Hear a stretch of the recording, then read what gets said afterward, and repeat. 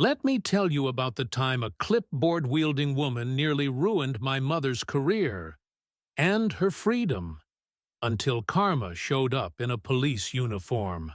We used to live on a quiet cul-de-sac in a sleepy Florida suburb, the kind of neighborhood where people wave but don't talk much, and the loudest drama is usually someone's dog barking past 10 p.m. My mom, Dana, is an ER nurse. She's smart, calm under pressure, and just about the last person on earth to look for trouble. So when she started getting weird laminated warnings zip-tied to her car, we were confused.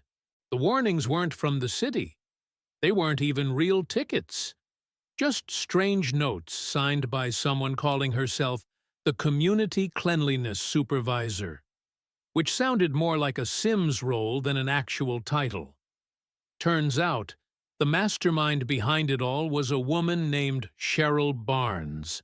Now, Cheryl wasn't just your typical suburban busybody. No, she was on a mission. A self-appointed crusader for neighborhood standards. But what she really wanted? Control. She'd recently been rejected from a spot on the city's code enforcement board. So, instead of accepting that, she created her own version of power. From scratch, she started small, handing out warnings for visual pollution, like bumper stickers or slightly faded mailboxes. My mom's support healthcare workers decal got flagged as unsightly propaganda. Her trauma bag in the back seat? Cheryl called it threatening medical imagery. At first, we laughed it off. Cheryl was just a bored woman with too many printer cartridges and not enough friends. But then it got worse. She began knocking on doors, trying to rally support for a neighborhood integrity initiative. She even printed fake letterhead that looked like city documents and started handing out phony citations to anyone she deemed non-compliant.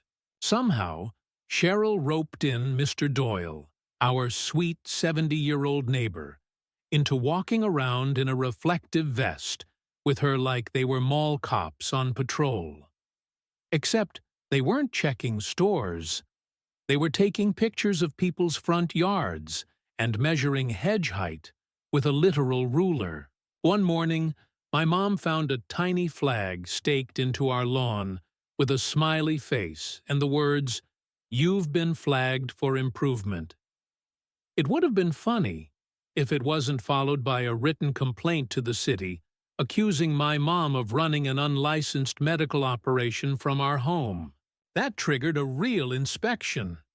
An actual city official came to our house, apologized the entire time, and had to look through my mom's oxygen tanks and CPR dummies to verify they weren't, quote, biohazards.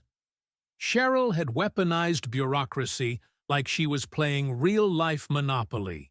But what Cheryl didn't know, and what my mom hadn't told anyone, was that her oldest son? Yeah, he just so happened to be the chief of police.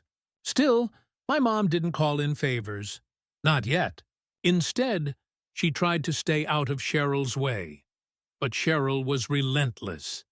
She filed fake emergency reports, claimed my mom was impersonating medical personnel, even called 911 during a public CPR class, and claimed someone was being abducted into a red SUV.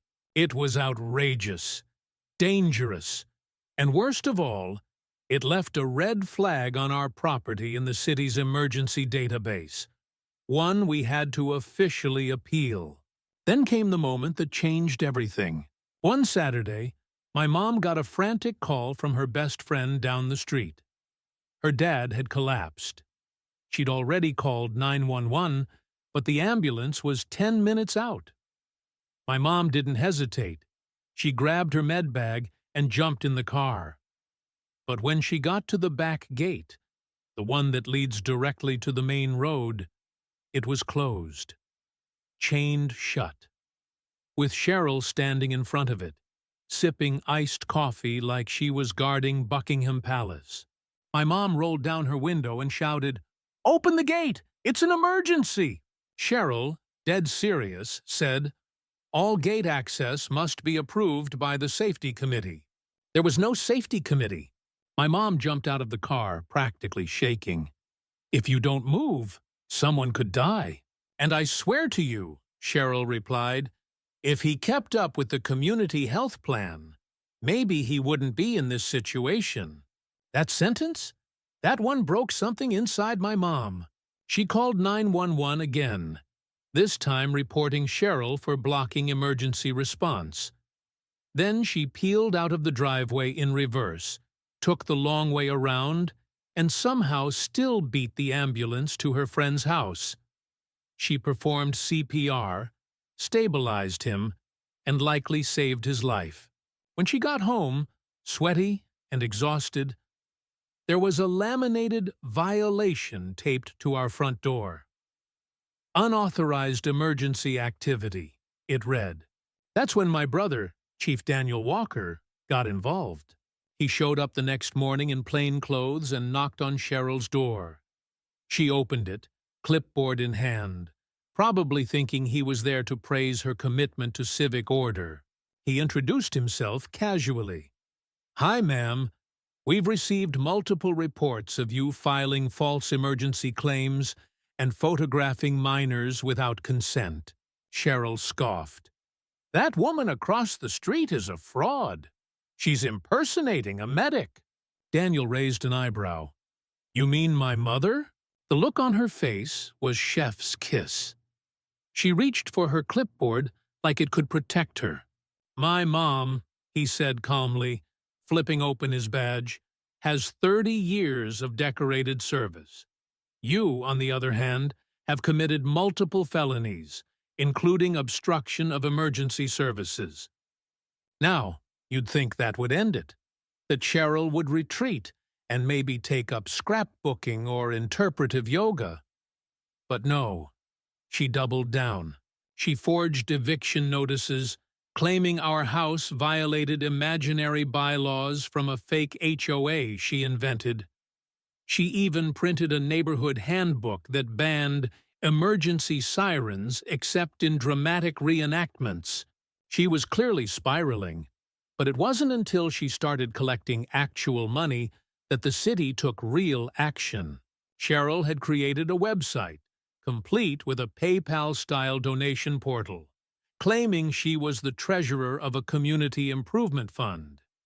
She started going door to door, especially targeting elderly residents, convincing them to pay $60 monthly dues.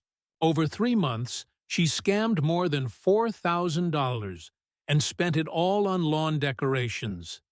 Benches with her name on them, HOA polo shirts, even a leadership crown from a costume store. That was the last straw. My mom called Daniel and said, "How do we take her down legally?" He replied, "Follow the money." The city launched an investigation. Cheryl was slapped with multiple fraud charges and ordered to refund every penny. But even that didn't stop her. She hacked into the Neighborhood Connect app, created fake digital citations, and launched her own ranking system. Residents got notifications for cluttered porches and porch plants lacking cohesion. She even ranked people like it was a twisted mobile game. Gold badge if you followed her rules, red badge if you didn't. When people got mad, she blamed the algorithm. The breaking point came when a 14-year-old neighbor named Lucas flew his drone over Cheryl's house and found surveillance cameras aimed directly into people's windows, including the bathroom of a nearby house. That crossed from weird into criminal. The city ordered all the cameras removed, citing privacy laws. Cheryl refused, so the city removed them for her, under police supervision. And yet, she still wasn't done. She got arrested again, this time for impersonating a charity at a local farmer's market. She used stolen logos to raise money for nurses, then spent it on a dolphin-shaped hot tub seat. The city had had enough. But Cheryl? Oh, Cheryl had one more act in her drama. She filed a lawsuit against the entire street. 37 households, including a teenage boy, my mom, and poor Mr. Doyle, for emotional damages and community slander. She compared herself to Joan of Arc, claimed she was a pillar of order in a world of chaos. The court dismissed the case in under an hour. She was fined over $7,000 and banned from issuing any further neighborhood notices. Eventually, her house was seized over unpaid taxes. And guess who bought it at auction? My mom's best friend, the very one Cheryl tried to sabotage. She painted the shutters pink, put a giant flamingo statue in the yard, and hosted a massive block party. Everyone was invited, except Cheryl. As for Cheryl, last we saw her, she was working court-ordered community service, picking up litter on the very street she once tried to rule. And that, my friends, is what justice looks like. Sometimes it doesn't wear a robe or carry a gavel. Sometimes it wears scrubs, a police badge, or a cardboard sign that says, "No Karens allowed." So now it's your turn. Have you ever dealt with a fake HOA dictator? Someone who tried to impose their power where it didn't belong? Drop your stories in the comments. I want to hear them. Or maybe, just maybe, you were the Karen. Either way, let's talk. And if you made it this far, comment, "Justice looks like a broom," so I know you're part of the HOA Survivors Club.